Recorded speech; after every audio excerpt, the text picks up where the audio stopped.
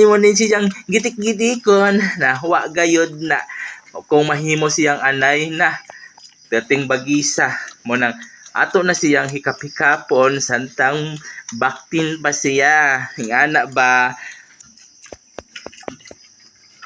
O biyala po ko diri sa atong sa atong binuhing baboy kay karong adlaw atong isgutan ang sakto nga pagpili nga himuon natong anayon.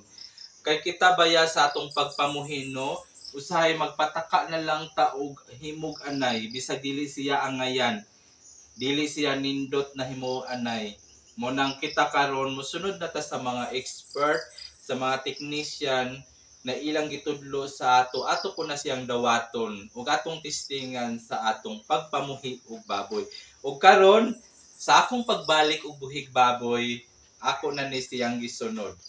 Ang atong gipili nga himon og anayon mao na ni siya. Akong ipakita sa inyo.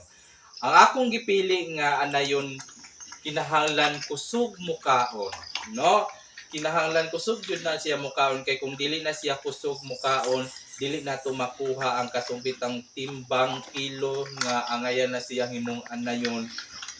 Kung dili na siya moabot kay hinay ang kaon, dili na nato siya pwedeng himong anayon. Atong ipahibalo kung pila ka kilo gayud na siya na pwede na nato siya himuon og anay. Human ang iyang pamarog, no? Ang iyang tiil, kinahanglan kusgan gayud siya. Kay kung huyang ang iyang tiil, bisan kung mabuntis na siya, mapukling delikado.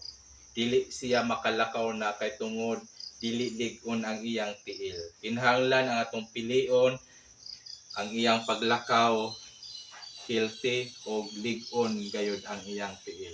Usa pa ang nawong sa atong baboy kinahanglan gabay og nawong. Kay para cute tan-awon siya. Kay kung na siya mabaktin, muliwat sa iya, uy, kanindot sa mabaktin kay cute ang nawong. Human napagay atong pilion na anay no, dili gayud ingon na siya tambok. Regular lang gyud na siya ang iyang lawas, no? Ingon pa nato normal na lawas, dili ingon na niwang, dili pod ingon na tambok. Natural kadako sa iyang lawas. Human dili ta pwede sa katubitong tambukay, no? Kinahanglan lingin gyud siya kay tambok nindot siya anayon, no? Dili na siya maayon na himo anayon. Kay kung kanang imong gihimong anay tambukay kaayo, kung imo na siyang pabuntison, naagayoy posibilidad na mahilis ang iyang mga bakting kay tungod sa iyang kadako, katambok, mahilis ang iyang mga similya, gamayra ang mahimong anak sa imong himong anayon kung siya tambok kaayo. Human, kinahanglan ang atong himong anay dili gayud siya ingon na bugos kanang hipos og kanang hipos og kanang tiyan, kinahanglan tiyanon pod siya, no? Medyo na piyak sa iyang gilid, basta dako siya daan og tiyan, murag layon ang iyang porma, no? Kay para kung mabuntis siya, sigurado gyud ta nadaghan ang mahimong baktin kay dakuon naman daan siya og tiyan, daghan ang masulod, mudaghan ang atong baktin puhon ni ana. Mo nang atong baboy karon o tiyano na siya, no? Dili gayud ingon dali gayud nato na makuha na mga baktin, pero karon nakapili pud tara ko na siya tiyanon.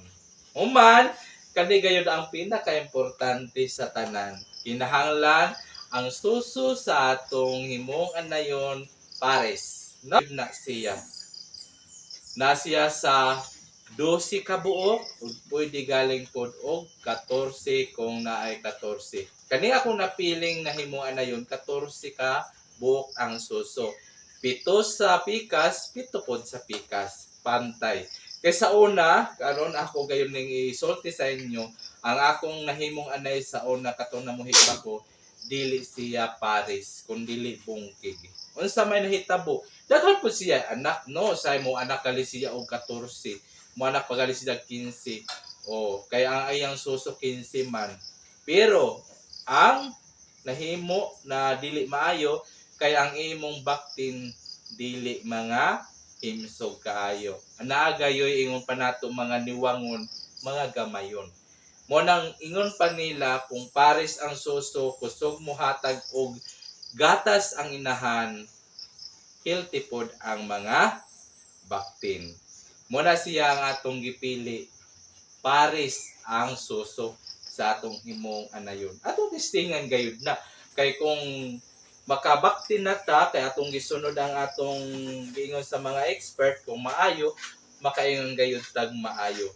Ato nang paaboton puhon kung mahimo ng anay ang atong karong gihimong anayon. Ato nang uwatan ninyo, ipakita ko na ako na sa inyo. O karon guys, siyempre nakuha na nato ang atong mga gipangandon nga pagpili na himong anayon.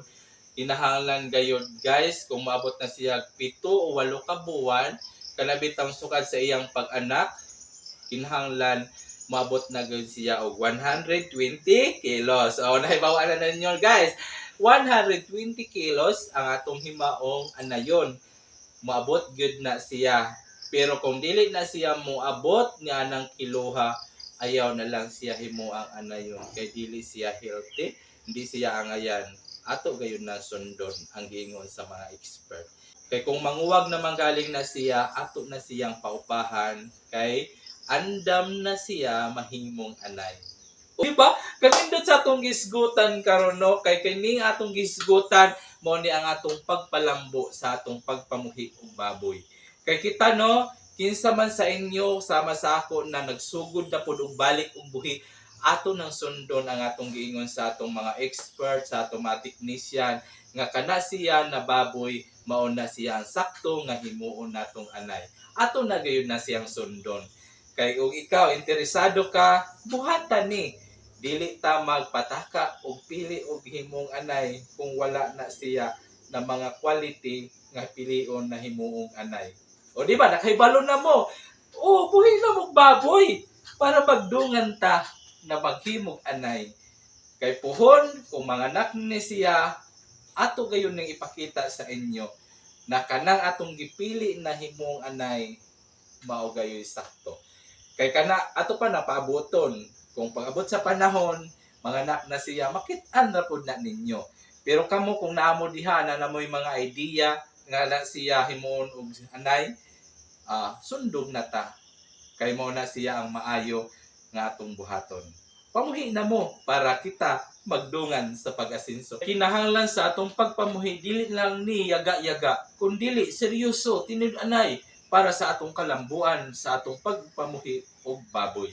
Ug dinhi na ko taman, daghang salamat sa inyong tanan og God bless. Bye.